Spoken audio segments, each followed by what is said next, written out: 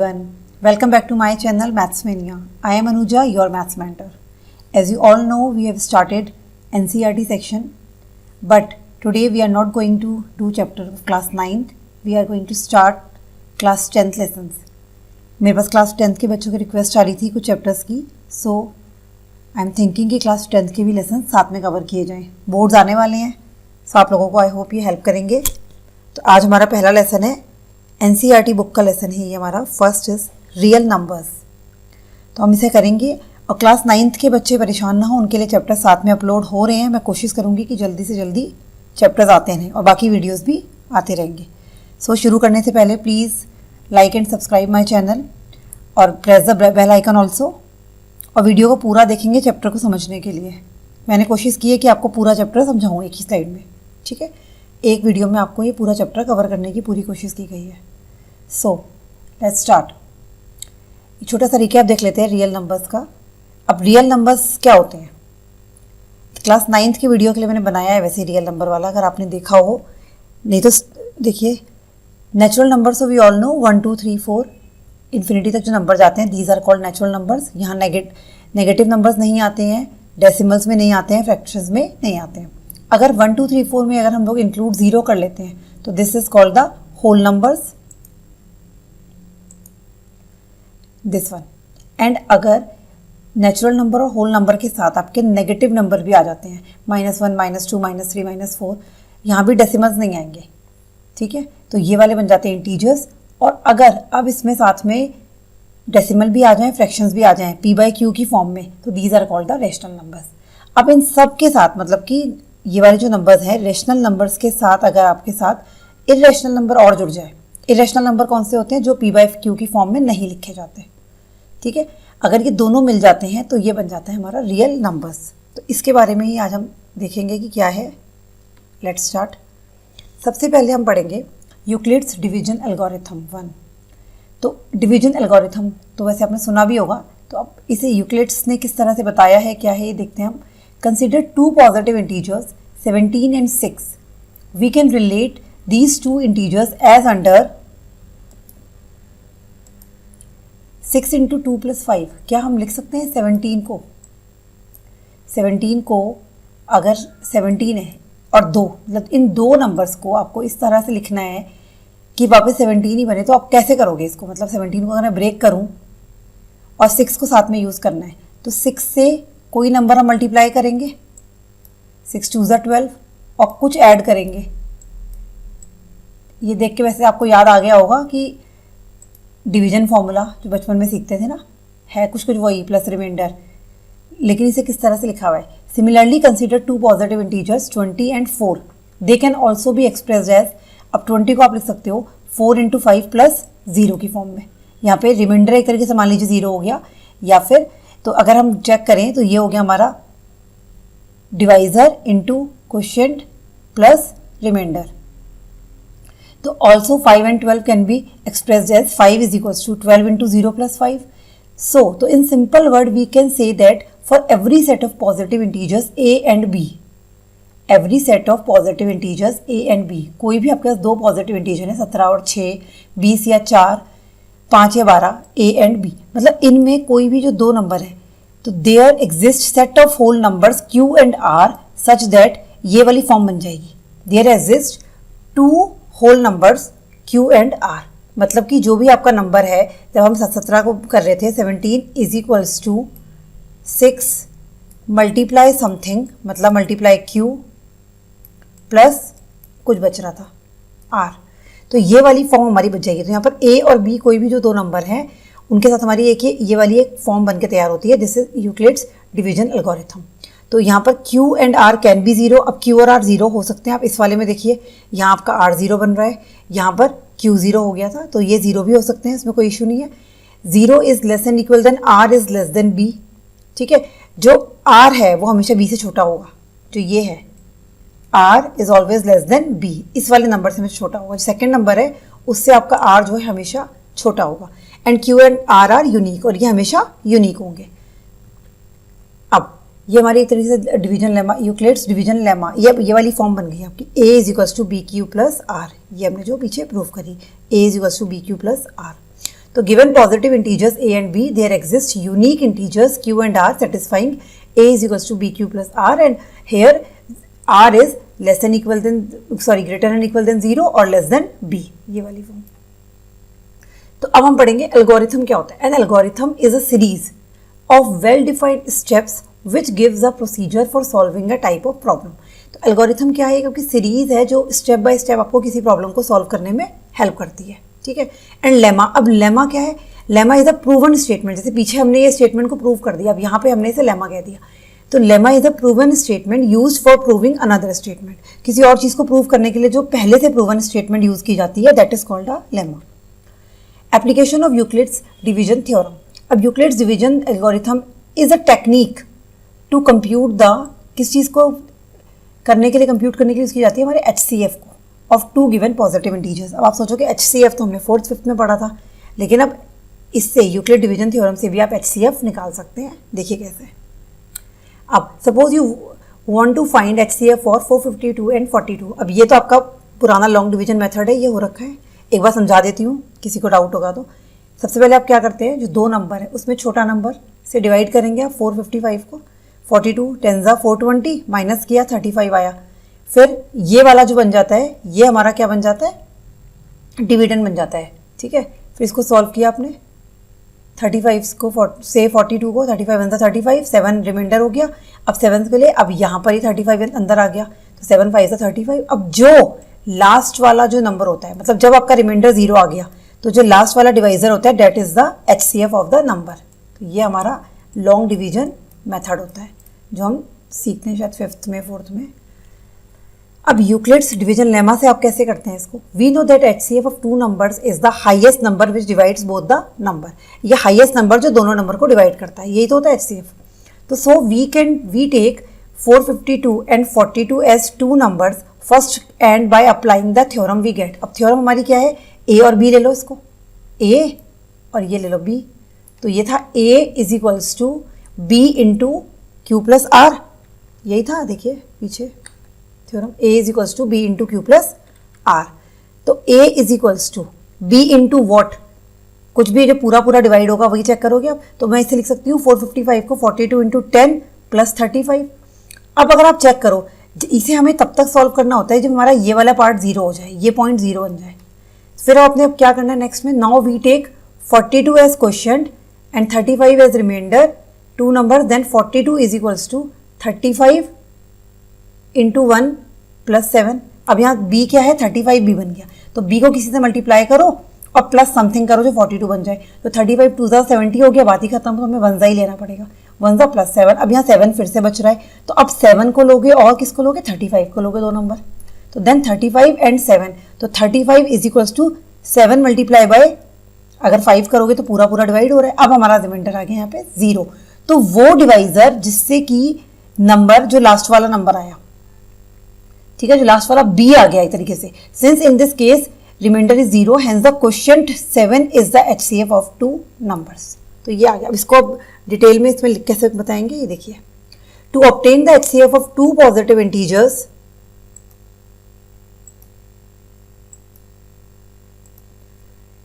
apply say C and D, which C is greater than D, follow the steps below. Apply Euclid's division lemma to C and D, so we find whole numbers Q and R such that C is equals to DQ plus R. जैसे A is equals to BQ plus R था, वही हो गया C and D, 2 number आपने लिए। यहाँ जो है वो R होगा 0 या उससे बड़ा और D से छोटा, ये कंडीशन लेनी है। अब अगर R आपका 0 आ जाए तो यहाँ जो D है that will be the HCF of the number, और R 0 नहीं आता है, फिर आपने आगे उसको और प्रूव करना है। If R is equals to 0 then D is the HCF of number. If R is not equal to 0, apply the division lemma to D and R. फिर इसके लिए लगाएंगे D और R वाले नंबर के लिए। तो continue the process till the remainder is 0. तो the divisor at this stage will be the remainder of required HCF. तो जो लास्ट वाला नंबर होगा that will be the HCF of the number. Next, अब हमारा है the fundamental theorem of arithmetic. That this is very important theorem. So look carefully. Every composite number can be expressed, factorized as a product of primes.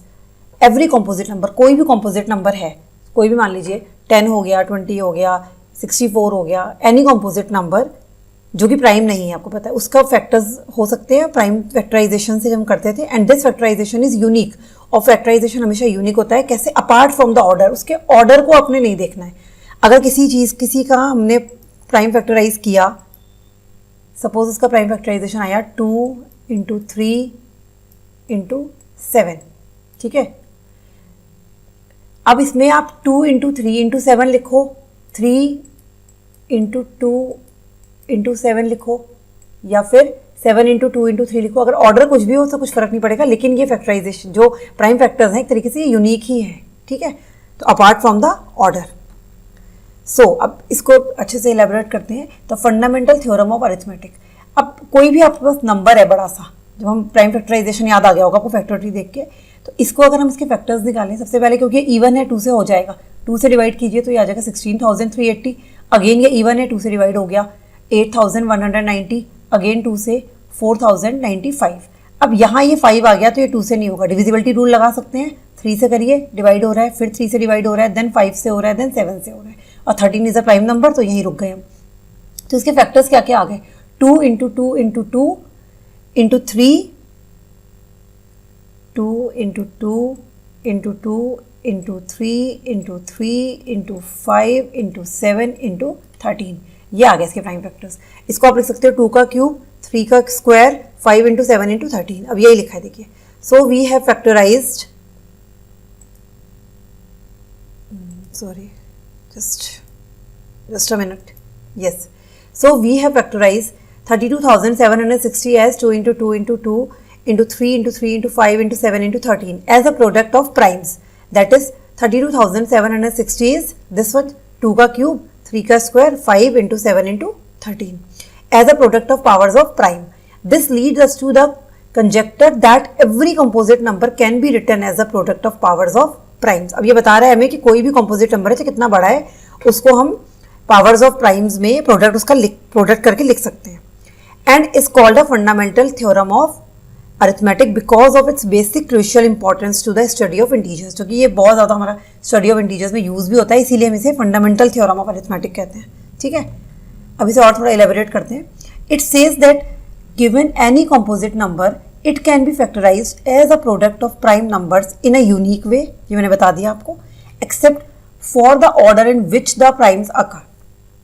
सिर्फ एक order की बात आती है, order आपका ऊपर नीचे आगे पीछे हो सकता है, वो वरना यूनिक वे में है। That is given any composite number, there is one and only one way to write it as a product of primes as long as we are not particular about the order in which the primes occur. So, for example, we regard 2 × 3 × 5 × 7 as the same as 3 × 5 × 7 × 2 or any other possible order which these primes are written. और भी लिख सकते हैं, 7 × 3 × 5 × 2, है ना। तो this fact is also stated in the following form. The prime factorization of a natural number is unique except for the order of its factor. In general, given a composite number x, we factorize it as x is equals to p1 p2 dot dot dot pn, where p1 p2 pn are primes and p1 into p1 p2 है, ठीक है, written in ascending order. अब अगर हम इसे एक proper particular order में लिख दें, दैट मीन्स असेंडिंग ऑर्डर में, इसका मतलब p1 सबसे छोटा है, then p2 is less and equal than pn is less, वो sorry p1 is less and equal than p2 is less and equal than p3 and so on till ये. तो if we combine the same primes, we will get the powers of primes. For example, this, इसको अब हमने proper एक order में लिख दिया, 2 × 2 × 2, फिर 3 × 3, फिर 5 × 7 × 13. तो ये असेंडिंग ऑर्डर में हो गया, तो we can write in ascending order and in a unique way in factorization method. तो this is the fundamental theorem of arithmetic. अब एक एग्जाम्पल देखते हैं. Find the LCM and HCF of 6 and 20 by prime factorization method. अब आप सोचेंगे ma'am बड़े बच्चों वाला सवाल करा रही है, लेकिन आप देखिए इससे कैसे होगा. We have 6 is equals to, अब इसे हम पावर्स के उसमें लिख रहे हैं, 2 3 6 फैक्टर्स कर लिया आपने 6 के, 2 की पावर 1, 3 की पावर 1, 20 का कर लीजिए 2 2 4 × 5, तो ये हो जाएगा 2 का स्क्वायर × 5. अब यू कैन फाइंड HCF. अब HCF कैसे निकलता है, जो कॉमन होता है, इसमें कॉमन देखो, अब 2 कॉमन है, आ गया HCF. और LCM होता है जो हाइएस्ट पावर होती है, ग्रेटेस्ट पावर, तो 2 स्क्वायर हो जाएगा HCF, तो into highest power and product of the greatest power of each prime factor. एक तो आ गया आपका 2 स्क्वायर और एक आ जाएगा आपका 5, तो 2 2 4 5 20, ठीक है. तो you can find HCF is equals to 2 and LCM is 60. Note that HCF is equals to 6 into 20 is equals to 2. Product of the smallest power of each common prime factor is the numbers. HCF ये हो गया. Then LCM is 6 into 20. 2 square into 3 into 5. तो 2 का square हो गया 4 into 3. 4 3 is 12. 12 5 is 60. तो product of the greatest power of each prime factor involve the number. For अच्छा एक फॉर्मूला और है इसमें. For any two positive integers a and b. अब कोई भी पॉजिटिव इंटीजर है a और b तो उनका HCF of a and b into LCM of a and b वो क्या होता है? Number of products. ठीक है, sorry product of numbers. HCF AB into LCM of AB is equals to product of the numbers. Suppose कोई भी आपका number है, कोई भी नंबर है, सपोज यही ले लीजिए, चलिए 6 और 20. 6 इंटू 20 तो इनका जो प्रोडक्ट है 6 2 12 120 है ना. अगर आप चेक करोगे तो ये इनके LCM और HCF का प्रोडक्ट भी होगा. चेक करके देख लो. LCM है 2, HCF है 2 एंड LCM है 60. तो 60 2 कितना है? 120 और 120 ही इसका प्रोडक्ट भी है नंबर्स का. तो this is the formula. HCF into LCM is equals to product of numbers. ठीक है, नंबर सेम होने चाहिए. Find the HCF of 96 and 404 by the prime factorization, hence find their LCM. अब पहले HCF निकालो और फिर LCM भी निकालो वगैरह है. तो the prime factorization of 96 and 404 gives, इसको सॉल्व करिए. 96 के प्राइम फैक्टराइजेशन कितने होंगे? 2 से सॉल्व कर लो. 2 की पावर 5 इंटू 3. 404 के भी निकल जाएंगे. Then 2 square into 101. 101 is the prime number. तो therefore the HCF of these two integers is, HCF common ले लो. 2 की पावर 5 है यहाँ पर, तो इसको लिख सकते हैं 2 का स्क्वायर इंटू 2 का क्यूब. एक्सपोनेंट्स अगर देखना हो डिटेल में तो मेरे चैनल पे जाइए, वहाँ पे काफ़ी वीडियोस हैं इससे रिलेटेड. ठीक है, एंड 2 स्क्वायर. अब 2 स्क्वायर और 2 स्क्वायर कॉमन आ गया तो ये हमारा क्या हो गया? HCF हो गया, हाईएस्ट कॉमन फैक्टर. तो HCF आ गया आपका 4. अब वो कह रहा है LCM भी निकालो. अब हमें जब नंबर पता है और HCF पता है तो ये वाला फॉर्मूला लगा लो. HCF पता है, नंबर्स पता है, तो LCM निकालिए. LCM is equals to A into B upon HCF. तो A into B upon HCF. 96 into 404 upon HCF. HCF कितना आ गया? 4. सॉल्व कीजिए, 4 से ये कट जाएगा. ठीक है ना. 4 2 ज़ा 8 और 4 4 ज़ा 16. 24 इंटू 404 इज इक्वल्स टू 9696. ठीक है, this is the answer LCM. Now next है हमारा इरेशनल नंबर. थोड़ा सा रिवाइज करते हैं. Revisiting irrational number. Recall a number S is called irrational number if it cannot be written in the form P by Q. तो अगर P upon Q की form में नहीं लिखा जा रहा है, where P and Q are any integers and Q is not equal to 0. तो some examples of irrational numbers is क्या हो, जैसे √2 है, √3 है, √15 है, 0.1011 0111 01111 0 इस तरीके के नंबर हैं, या फिर पाई है. These all are irrational numbers. अब हम देखते हैं इरेशनल नंबर्स को प्रूव कैसे करते हैं. सबसे पहले हम देखेंगे √2 इरेशनल नंबर है, उसकी प्रूविंग देखते हैं. अब √2 इज इरेशनल नंबर. अब √2 इरेशनल नंबर है ये बताना है हमें, तो हम इसमें लेके चलते हैं उल्टा कि √2 इरेशनल नंबर नहीं है. मतलब हम एज्यूम करते हैं कि जो √2 है वो एक रैशनल नंबर है. अब वो रैशनल नंबर है तो उसको हम लिख सकते हैं इस फॉर्म में, √2 is equal to r/s form में. ठीक है. अब we find some any integers r and s and where s is not equal to 0 so that √2 is equal to r upon s. Suppose r and s have a common factor other than 1. By chance r और s में कुछ common factors हैं तो हम उन्हें निकाल के काट सकते हैं. ठीक है. अगर कुछ भी है, सपोज हमारे पास कोई नंबर होता है, ऊपर 15 है और नीचे 12 है, तो आप इसमें क्या है कॉमन फैक्टर? 3 है दोनों में कॉमन, तो आप इसको लिख सकते हो 5 अपॉन 4 हो जाएगा. वैसे यहाँ पे को प्राइम ले रहे हैं हम लोग, जैसे 5 और 4 है. अब इसमें आप देखो तो कॉमन फैक्टर सिर्फ 1 रह गया. तो अब ये अगर कुछ कॉमन था तो हमने काट दिया, तो ये बन गया इस फॉर्म में, a अपॉन बी फॉर्म मान सकते हैं. तो ये हो गया हमारा. Suppose r and s have common factor other than 1, तो then we divide by the common factor to get √2 is equals to a upon b, where a and b are coprime. So अब यहाँ ये 4 नहीं आ रहा है, या कुछ ऐसा नंबर आ रहा होगा जो प्राइम होगा. सपोज 3 आ रहा है या कुछ ऐसा नंबर आ रहा है. ठीक है ना, को प्राइम नंबर हो गए. अब इसे सॉल्व कीजिए. b √2 is equals to a, then squaring both side, what will we get? 2b square is equals to a square. Therefore अब जो 2 है, अगर मैं इसे लिख सकती हूँ b square is equals to a square upon 2। Therefore 2 divides A square.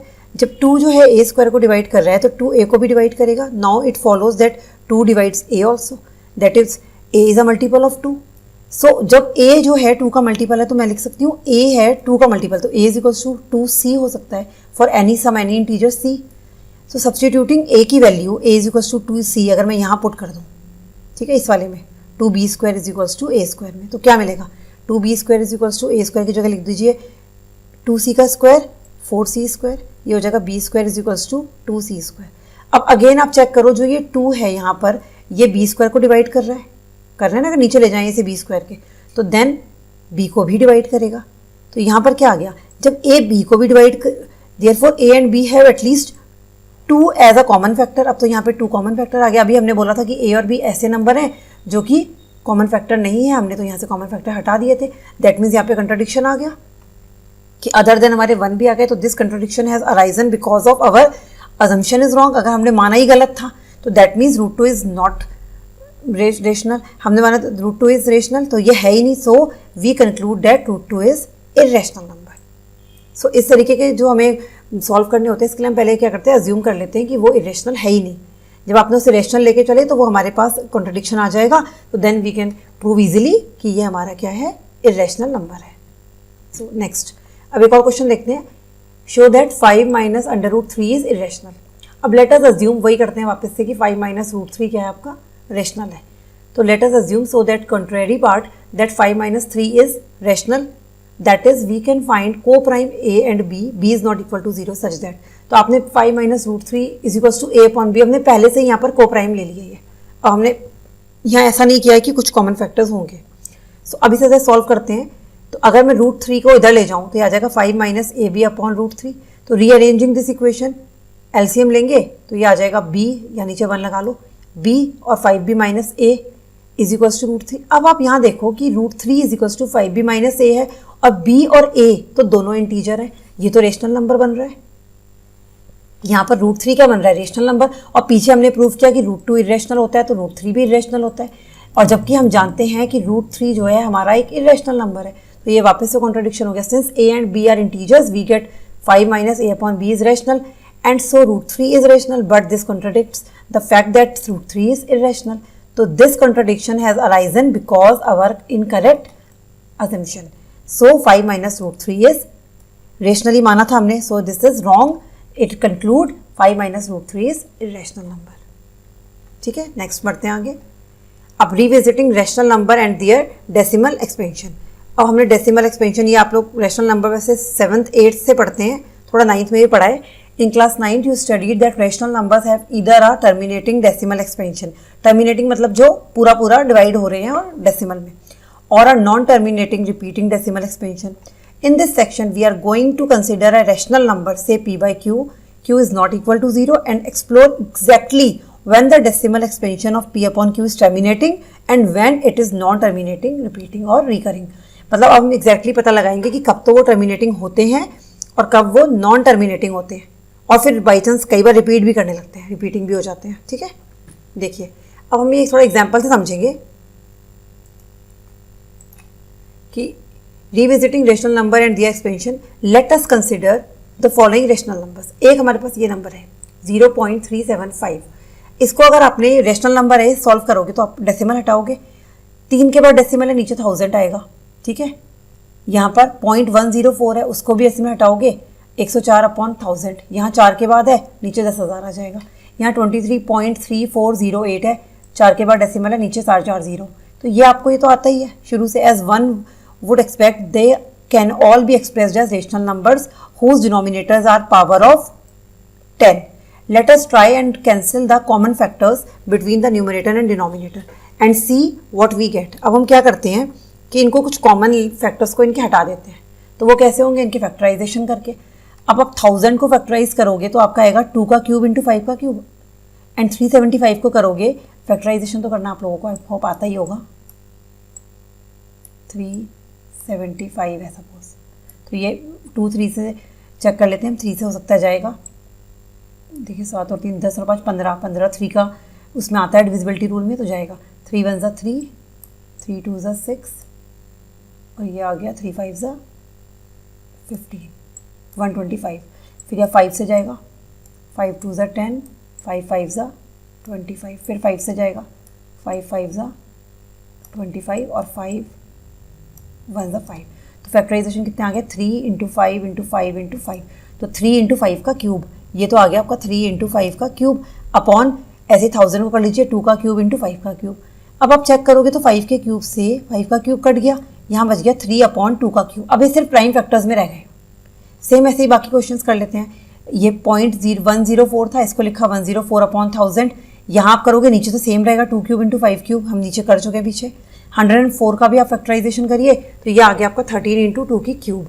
तो यहाँ आप चेक करोगे तो 2 का क्यूब से 2 का क्यूब कैंसिल हो गया, 13/5 क्यूब, ये भी प्राइम फैक्टर्स में आ गया।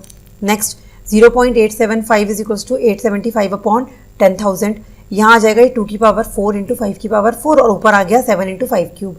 यहाँ आप 5 क्यूब से 5 की एक क्यूब कट गया, सिर्फ 5 बचेगा नीचे, 2 4 इंटू 5 और ऊपर 7।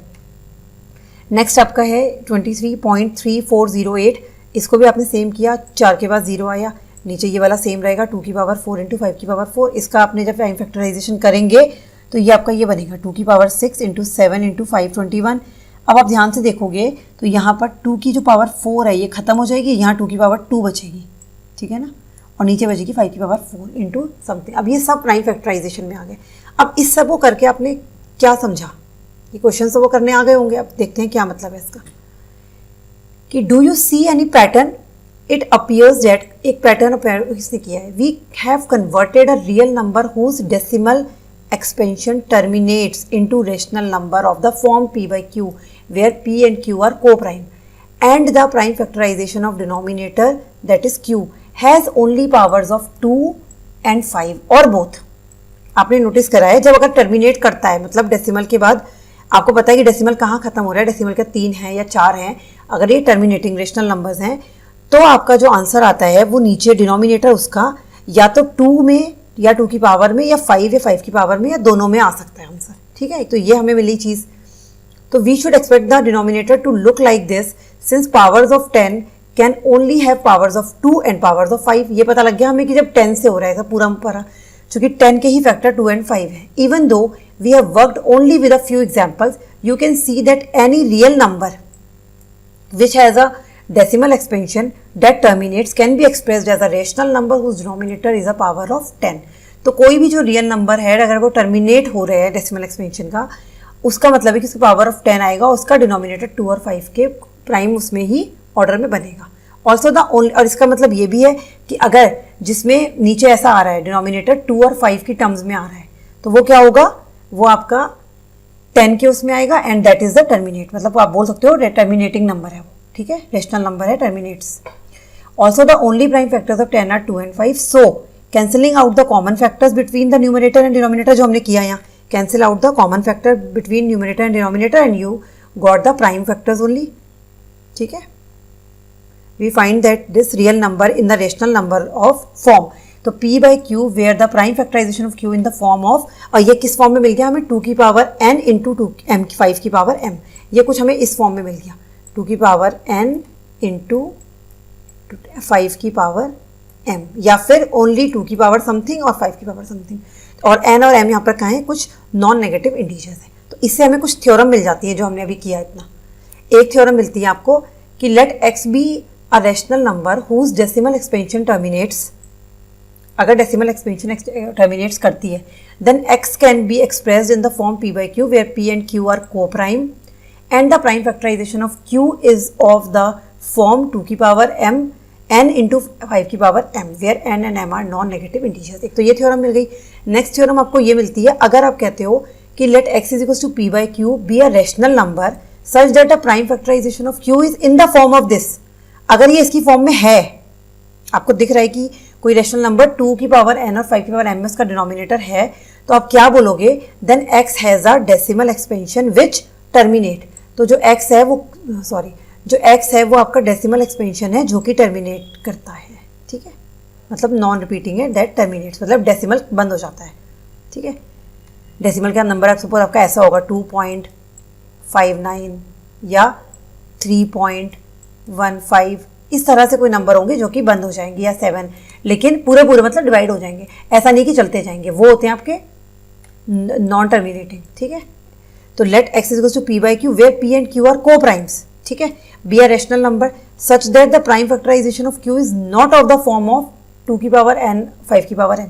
अगर आपके p बाई क्यू ये जो दोनों नंबर हैं ये को प्राइम हैं, p by Q is in को प्राइम, बट जो उसका नीचे डिनोमिनेटर आ रहा है वो इस फॉर्म में नहीं आ रहा है, 2 की पावर समथिंग एंड 5 की पावर समथिंग फॉर्म में नहीं आ रहा है, तो आप बोल सकते हो कि x has a decimal expansion which is non terminating.